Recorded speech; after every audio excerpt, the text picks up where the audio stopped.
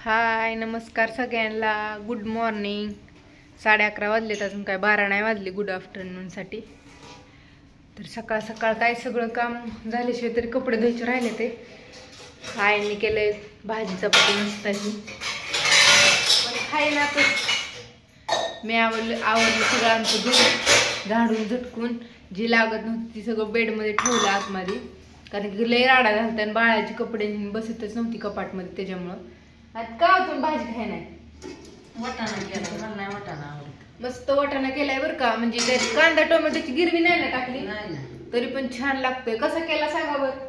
काय नाही, नुसतं मीठ मसाला शेंगदाण्याचं कुटून कोथिंबीर टाकली. लसूण टाकलंय तर लसूण आणि कोथिंबीर वाटली असेल. हा, लसूण कोथिंबीर वाटून तेलात टाकली, वाटाणा टाकून हलवला असेल, मग मीठ मसाला चांगला हलवून घेऊन मग शेंगदाण्याचं कूट परत नव्या आणि लय हलवलं आणि मग पाणी ओतलं है ना. पण टेस्टी झाला, एकदम छान लागतोय.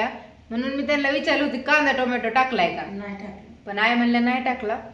तर मस्त असा वाटाणा झालाय. तुम्ही पण करून बघा असा साध्या पद्धतीने, सोप्यात थोड्या 2-3 गोष्टीत. आणि इकडे चपात्या केल्यात मऊसूद मस्त अशा गबगबीत केल्यात. आई काल भाकरी मला खाऊ वाटत नव्हत्या म्हणून हो चपात्या केल्यात.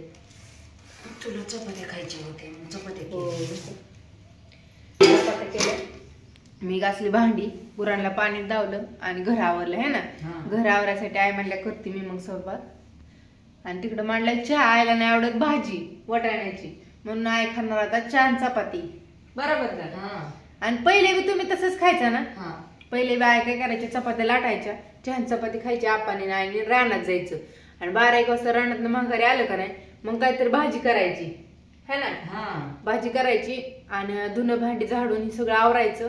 आणि मग परत दुपारनं आई तर नाही जेवत, आपानला जेवायला भाजी चपाती असं करत होते. मला माहिती, आईने सांगितलं मला है ना.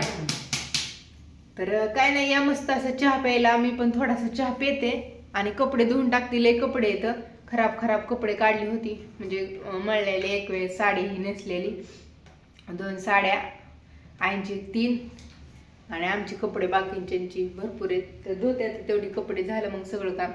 आणि बाय सगळ्यांना. बाळ पण झोपले. तुम्ही म्हणता बाळ कुठे, तर बाळ झोपले, आता झोपले. आंघोळ घातली तिला आणि ती झोपली.